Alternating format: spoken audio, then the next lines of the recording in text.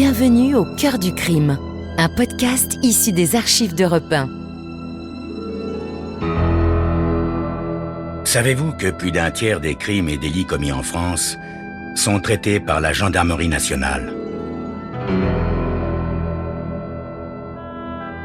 Je m'appelle Yann Kermadec. Je suis commandant de gendarmerie. Je dirige une section de recherche dont la mission essentielle est une mission de police judiciaire.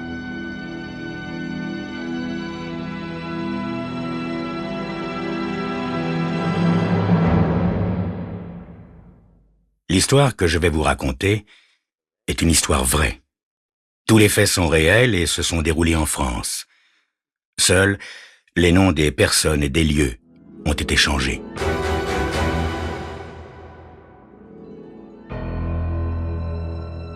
Pluto Mitsik et moi sommes tous les deux étudiants en droit international. Et nous appartenons tous les deux au club de la faculté, c'est-à-dire au cercle des intellectuels. À part ça, on n'a pas grand-chose en commun. Pluto est grand, arrogant, antipathique, mais les caisses du cercle sont toujours vides, et le bon moyen de les remplir est évidemment d'accepter des médiocres comme Pluto. Vous l'avez compris, Pluto Mitsik est riche, très riche. Quant à moi, je suis très pauvre. Je viens d'être coopté alors que je suis en dernière année. Je suis ce qu'il est permis d'appeler un bûcheur.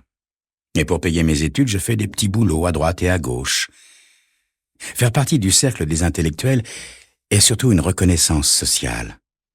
On y trouve beaucoup de fils de famille aisés, bien que leur niveau ne soit en général pas très bon. Si le cercle a fini par faire appel à moi, c'est pour la caution cérébrale que je représente. Et moi, si j'ai accepté, c'est parce que mes diplômes ne suffisent pas pour être introduit dans la caste des avocats de droit international, alors que le cercle des intellectuels y a ses entrées. Les membres du cercle sont plutôt gentils. Pluto Mitsik, lui, semble doté d'un fond de bêtises primaires. Tenez, vendredi dernier, son hypercute a envoyé chez le dentiste un étudiant du campus qui a eu le tort d'approcher une fille sur laquelle Pluto a des vues. Pour l'instant, il ne m'a pas beaucoup embêté. Il faut dire que je n'ai pas beaucoup de temps libre et que je suis en bien meilleure forme physique que lui.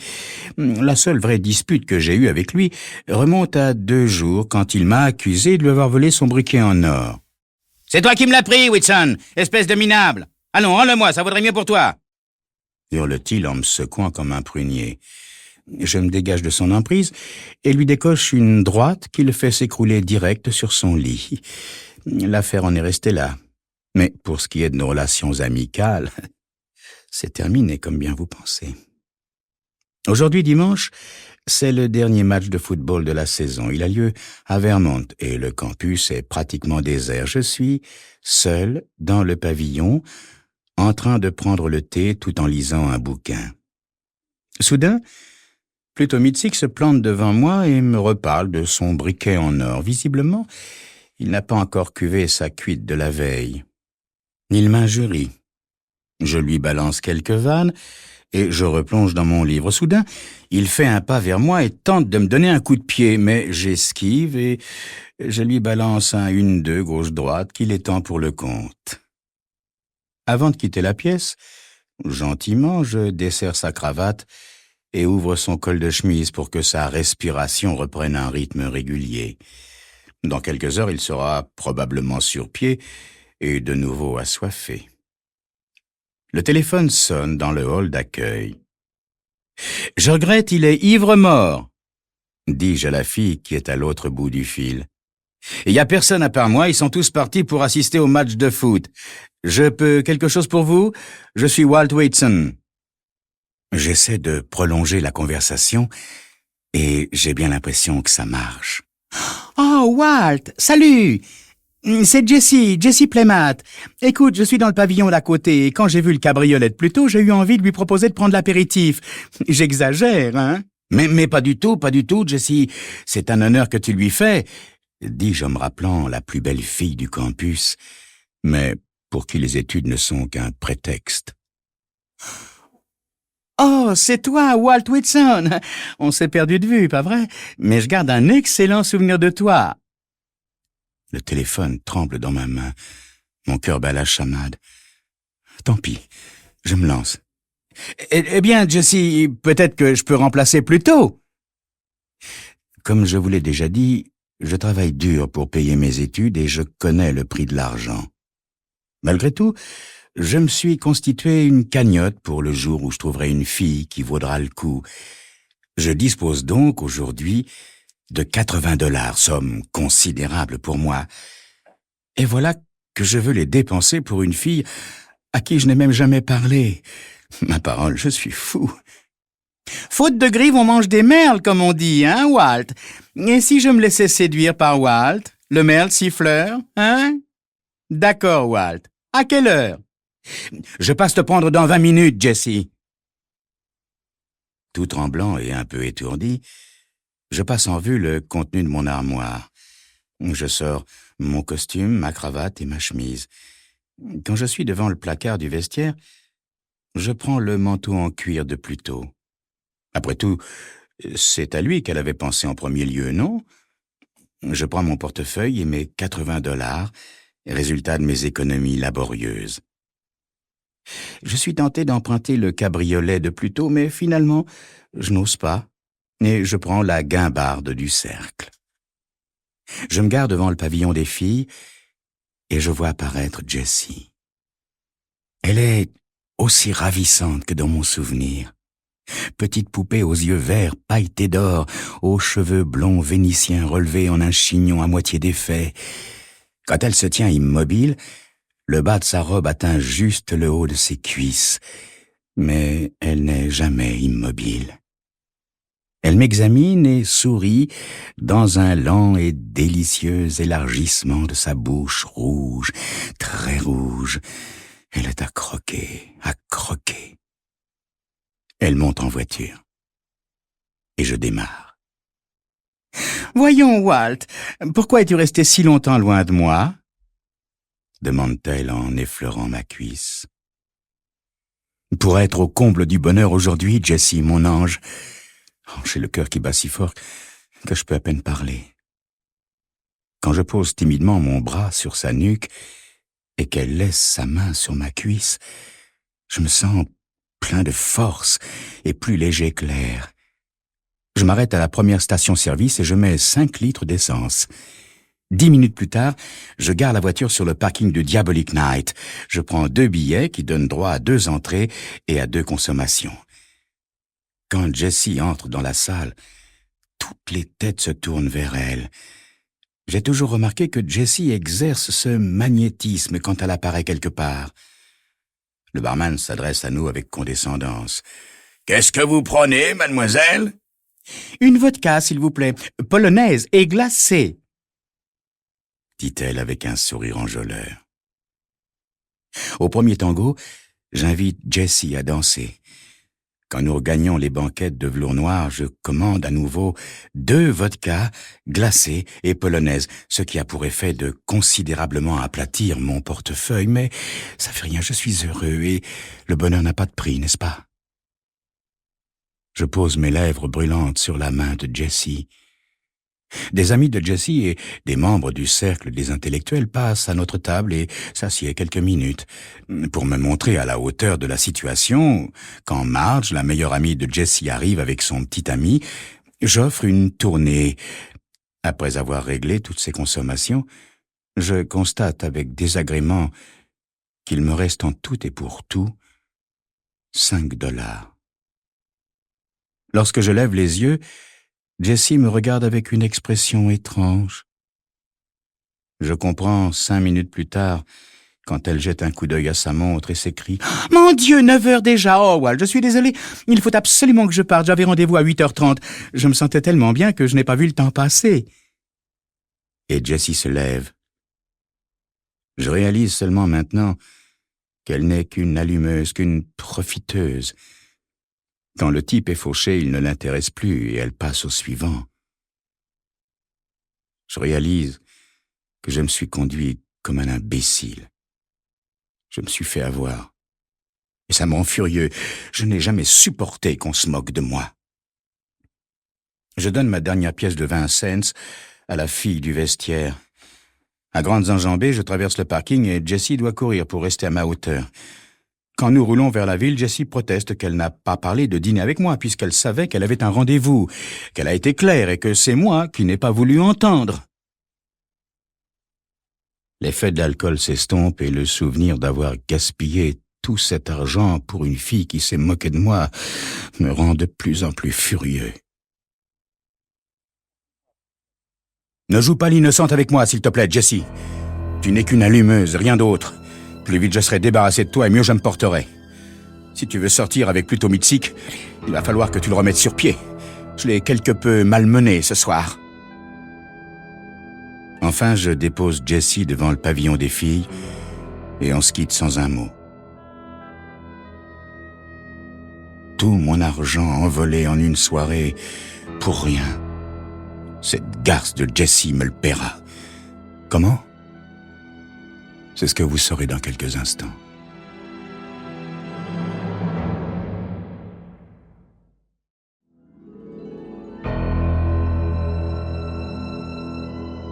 Jessie Playmat avait l'intention de sortir avec Pluto Mitsic, mais le riche playboy, qui est étudiant comme moi, cuve une cuite aggravée par la bagarre qu'il vient d'avoir avec moi et qu'il a laissé KO. J'en profite pour le remplacer auprès de la séduisante Jessie. Après un début de soirée prometteur, mais coûteux, Jessie me déclare qu'elle avait un autre rendez-vous. Je suis furieux de m'être fait avoir par cette garce de Jessie qui n'est qu'une allumeuse. Je l'ai ramenée au pavillon des filles et je la quitte sans un mot. Le cabriolet de Pluto n'a pas bougé et la porte de sa chambre est fermée. Je présume qu'il est affalé sur son lit à côté d'une bouteille. Il n'y a personne dans le bâtiment. Avant de me séparer de son manteau en cuir, je fouille les poches et ma main rencontre un objet lourd et froid. Le briquet en or de Pluto, celui qu'il m'a accusé de lui avoir volé. J'ai alors la vague idée de faire un scandale public en lui jetant son briquet à la tête, puisqu'il m'a accusé devant tout le monde de l'avoir volé. Je glisse donc le briquet dans ma propre poche et je remets le manteau de cuir à sa place habituelle. Écœuré et en même temps sur les nerfs, je décide d'aller respirer l'air embaumé de cette nuit printanière et je sors par la porte de derrière. J'ai froid de colère, d'amour-propre blessé et de honte. Je m'efforce de me dire que ces choses-là arrivent aux autres aussi, que personne ne se moquera de moi, que Jessie n'en parlera pas plus tôt. Mais je devine qu'elle le fera, au contraire. Et je sais que je ne pourrai pas supporter que ce type me tourne en ridicule. Je n'ai jamais supporté qu'on se moque de moi. Alors, j'envisage de quitter cette faculté pour aller m'inscrire ailleurs, où on ne saura rien de moi. Il suffit que je prenne le train. Mais le hic, c'est que je n'ai même plus assez d'argent pour acheter un billet. Entre le pavillon des filles et celui des garçons, il y a un immense terrain vague, dont chaque bosquet, chaque banc, chaque parcelle de pelouse abrite des amoureux qui profitent de la nuit noire pour s'aimer. On a donc surnommé ce lieu de rendez-vous le jardin des délices. Ce soir, il est presque désert. Mais je distingue sur un banc et abrité de l'humidité par les branches d'un saule pleureur, les silhouettes de deux filles. Je marche vers elles et, malgré moi, je prête attention à leur voix. L'une d'elles a des intonations argentines que je reconnais. Je m'arrête et je tends l'oreille. « Ah, Doris, si tu avais vu la tête qu'il faisait quand il a vu qu'il en était à son dernier billet de $5, on aurait dit un martien tombé sur la terre. Qu'est-ce qu'il avait l'air ridicule. Je te jure bien que si j'avais su que c'était un fauché, je ne l'aurais pas pris comme remplaçante plus tôt, même pour 1 heure. » La méchanceté de ses propos ne m'atteint pas. Je pense même que leur bassesse me protège. Adossé à un pin, j'écoute cette petite garce. Soudain, la sonnerie du téléphone retentit dans le pavillon des filles. Doris se précipite vers sa chambre pour y répondre. Jessie, restée seule, fredonne. « Pourquoi belle, belle qui a vu le loup, pourquoi belle, belle a-t-elle laissé le loup approcher le loup ?» Jessie a-t-elle une prémonition? Même quand je suis juste derrière elle, elle continue à fredonner tranquillement.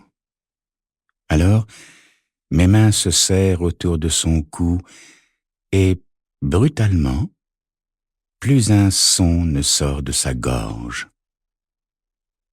À présent, elle gît sur le sol, parfaitement immobile, et tout ce que j'éprouve, c'est un intense désir de me laver les mains. Je cherche mon mouchoir dans ma poche et je sens le briquet en or de plus tôt. Encore la fatalité, ou peut-être simplement la justice. J'entoure le briquet avec le mouchoir et je laisse tomber l'objet tout près de la tête de Jessie. Le destin semble toujours être avec moi. La fenêtre de la chambre de Madame Winch, la gardienne, laisse filtrer une lueur jaune. Cela signifie qu'elle est en train de passer sa chemise de nuit et qu'elle a ôté ses lunettes. Je chronomètre avec précision de façon que l'aiguille des secondes de la pendule de sa chambre se trouve exactement à l'endroit voulu. Je vous l'ai dit, je suis pauvre et je travaille à des petits boulots à droite et à gauche pour payer mes études. Et en échange de la gratuité de ma chambre, je rends quelques services pour le cercle. Notamment, je suis chargé de veiller à ce qu'il y ait toujours assez de bois dans le poêle du pavillon de la gardienne. Je laisse tomber le panier de bûches pour attirer son attention. Elle entrebâille la porte de la salle de bain. « Vous inquiétez pas, Madame Winch, c'est moi, Walt. Excusez, je suis un peu en retard. » Son regard de myope s'oriente vers la pendule et elle hoche la tête. « 11h moins le quart, tu es à peine en retard, Walt. Merci et bonne nuit. » Ça a marché. Je monte sans bruit l'escalier qui mène à ma chambre. Maintenant que Madame Winch est persuadée de m'avoir vu à 11h moins le quart, je n'ai plus à m'inquiéter. Le coup de téléphone de Doris était arrivé à 11h moins le quart exactement. Tout a marché à la perfection. Jessie, le briquet, plutôt ivre dans sa chambre, j'ai un alibi en béton. À peine couché, je m'endors.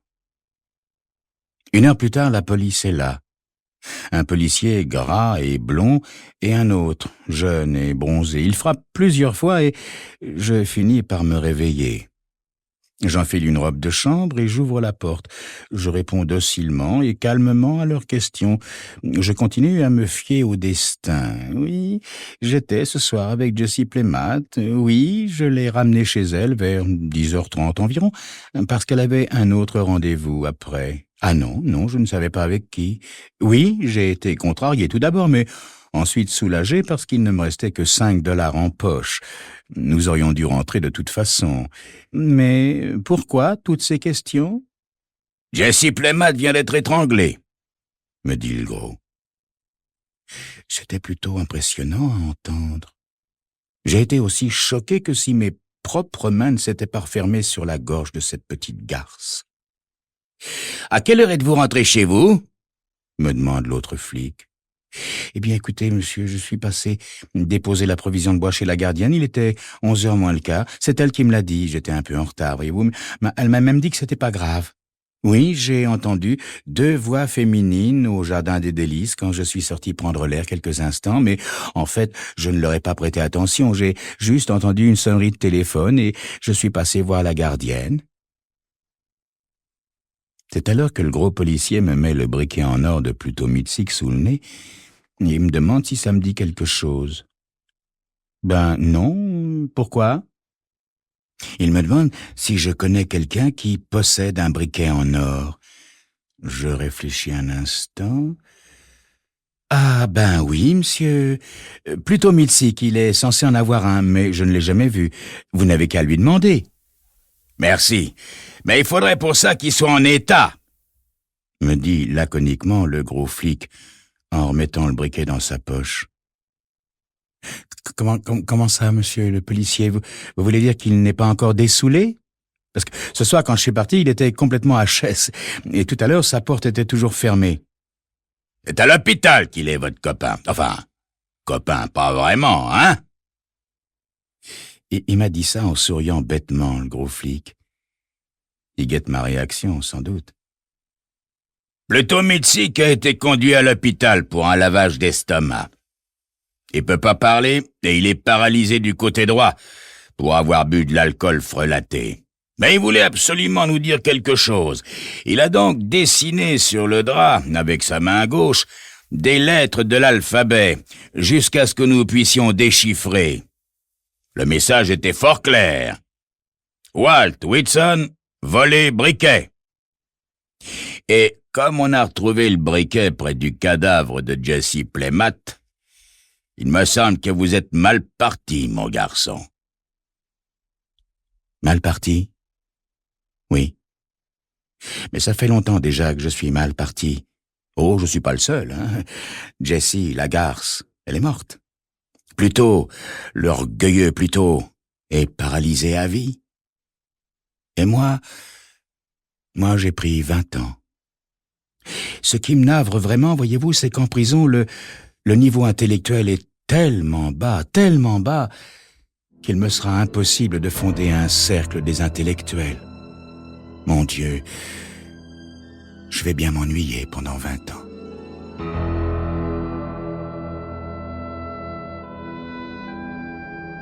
Vous venez d'écouter Au cœur du crime, un podcast issu des archives d'Europe 1. Réalisation, Julien Tarot. Production, Estelle Lafont. Patrimoine sonore, Sylvaine Denis, Laetitia Casanova et Antoine Reclus. Au cœur du crime est disponible sur le site et l'appli Europe 1. Écoutez aussi l'épisode suivant en vous abonnant gratuitement sur votre plateforme d'écoute.